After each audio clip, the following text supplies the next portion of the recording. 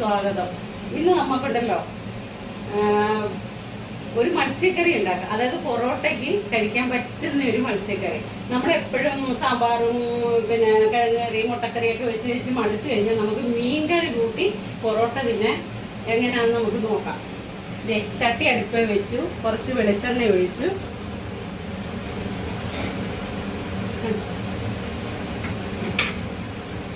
വെളിച്ചെണ്ണ ഒഴിച്ച് സ്വല്പം കടുക് അല്ല ഉലുവ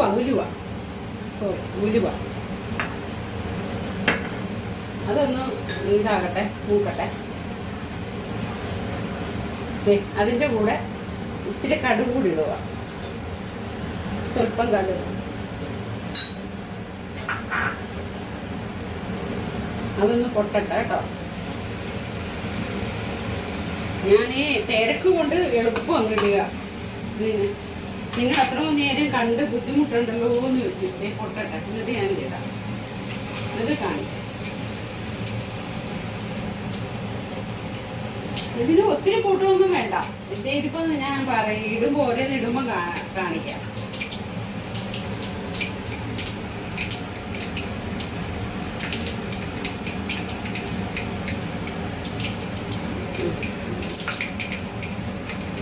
കുറച്ച് കരിവേപ്പില ഇട്ടു, പിന്നെ 5-6 അല്ലി വെളുത്തുള്ളി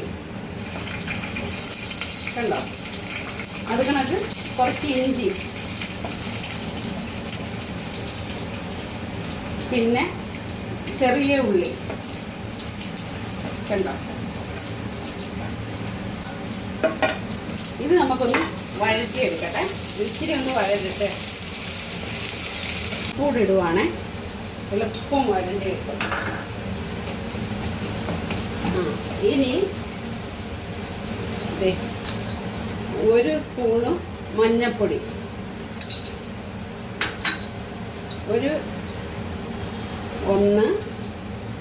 2 3 4 കണ്ടോ, കുഞ്ഞു സ്പൂണാണ്, ടീസ്പൂണാണ്, കുഞ്ഞു സ്പൂണ്.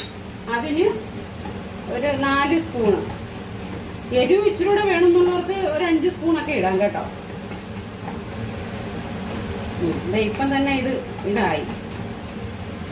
ഒരു ഇച്ചിരൂടെ കുറവ് തോന്നുന്നുണ്ട്, കുറച്ചുകൂടി ഇട്ട്.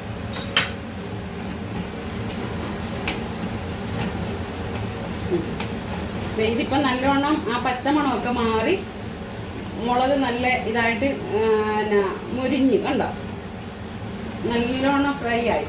ഇനി ഇതിനകത്തോട്ട് നമ്മൾ ചേർക്കുന്നതേ 2ാം പാലാ, തേങ്ങാപ്പാല്. 1 മുറി തേങ്ങ എടുത്തോളൂ.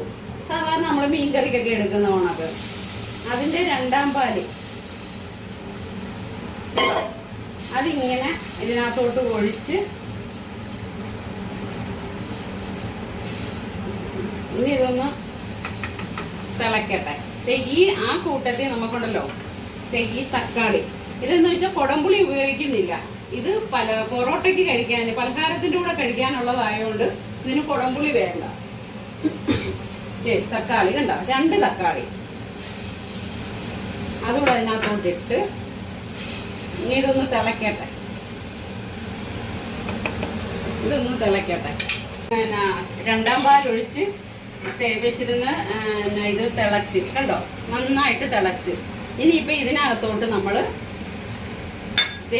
അയിലയാണ് എടുക്കുന്നത്. ഇതിന് അയില മീനാണ് നല്ലത് കണ്ടോ. അയില അതിൻ്റെ കണ്ണും ഒന്നും കളയാതെ ഇങ്ങനെ മൊത്തമായിട്ട് ഒരു അയില മൊത്തമായിട്ട്.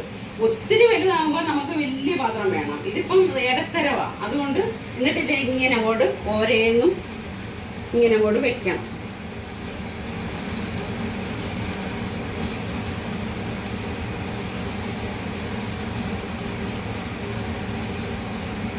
ഇത് നമ്മൾ ഫസ്റ്റ് പാലൊക്കെ ഒഴിക്കുമ്പോഴത്തേക്കും ഇതിൻ്റെ ഗ്രേവി കറക്റ്റ് ആവും കണ്ടോ. ഇപ്പം ഈ തക്കാളിയാണ് ഇതിൻ്റെ പുളി, അത്ര മതി. കാരണം നമ്മൾ പലഹാരത്തിൻ്റെ കൂടെ കഴിക്കാനുള്ളതായപ്പോൾ ഇതിന് പ്രത്യേകിച്ച് അരപ്പൊന്നുമില്ല, തേങ്ങാപ്പാൽ ഒഴിച്ചുകൊണ്ട് കണ്ടോ. ഇതിങ്ങനെ ഇനി ഒന്ന് തിളച്ച് കഴിഞ്ഞ് നമുക്ക് വെന്ത് കഴിയുമ്പോൾ ഇതിൻ്റെ ഉപ്പ് നോക്കിയിട്ട്, ഉപ്പും പുളിയൊക്കെ നോക്കിയിട്ട് ഫസ്റ്റ് പാൽ ഒഴിക്കണം. അപ്പൊ ഇത് ഒന്നുകൂടെ ഒന്ന് മൂടി വെച്ച് ഇച്ചിരി വേവട്ടെ. ഈ അയിലയുടെ വേവ് അതൊന്ന് വേവട്ടെ.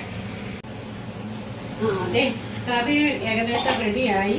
ഇതിന് ഉപ്പും എല്ലാം കണ്ടോ, എല്ലാം റെഡി ആയിരിക്കുവാണ്. ഇനി നമുക്കൊരു കാര്യം കൂടെ ചെയ്യാനുണ്ട്. ഇതിൻ്റെ മേലെ ഈ തേങ്ങാപ്പാൽ, ഈ തീ കുറച്ചിട്ട് ഈ തേങ്ങാപ്പാൽ, ഫസ്റ്റ് തേങ്ങാപ്പാൽ അത് ഇതിൻ്റെ മേലോട്ട് ഇങ്ങനെ ഒഴിക്കുക. കണ്ടോ, ഇങ്ങനെ ഒഴിച്ചിട്ട് ഇനി 2 കരിയാപ്പല, 2 തണ്ട് കരിയാപ്പല, അല്ലെ 3 തണ്ടിരുന്നോട്ടെ, നമുക്കുള്ളതല്ലേ. 3 തണ്ട് കരിയാപ്പല ഇങ്ങനെ വെച്ചു. അതിൻ്റെ മേളിൽ ഒരു സ്വല്പം പച്ച വെളിച്ചെണ്ണ ഇങ്ങനെ നമ്മൾ ഒഴിച്ചിട്ട് ഇതിങ്ങനെ മൂടി വെക്കുക. അപ്പൊ ഇത് സെറ്റായിട്ട് എന്നിട്ട് നമുക്ക് ഇതിന്റെ ടേസ്റ്റ് നോക്കാം. കറി ഈ പരുവത്തിലായി, നല്ല സെറ്റായിട്ടിരിക്കുകയാണ്. ഇനി പൊറോട്ട ഒരെണ്ണം എടുത്ത് അമ്മുക്കുട്ടന് കണ്ടോ, ഒരു പൊറോട്ട എടുത്തിട്ട് അമ്മുക്കുട്ടനും അമ്മുക്കുട്ടിയുടെ കഴിക്കാനിരിക്കും. കണ്ടോ, ഇതാണ് നമ്മുടെ കറിയുടെ ഒരു കണ്ടോ. ഇങ്ങനെ ഈ പൊറോട്ടയ്ക്ക് ഇത് അരക്കാത്തതുകൊണ്ട് നമുക്കിങ്ങനെ അരപ്പായിട്ട് ഇങ്ങനെ കിടക്കത്തില്ല. ഇത് ഇങ്ങനെ നല്ല ടേസ്റ്റാണ്. നിങ്ങളൊന്ന് വെച്ച് നോക്കണം കേട്ടോ. ഞങ്ങള് അമ്മുക്കുട്ടിയെ അമ്മുക്കുട്ടൻ ടേസ്റ്റ് ചെയ്തേ, ഒന്ന് ഇത് എടുത്ത് ടേസ്റ്റ് ചെയ്തേ. അമ്മുക്കുട്ടിയെ എടുത്ത് ടേസ്റ്റ് ചെയ്യാം. എങ്ങനെയുണ്ട് പറഞ്ഞേ, അവരോട് പറ. നല്ല സൂപ്പറാണ്.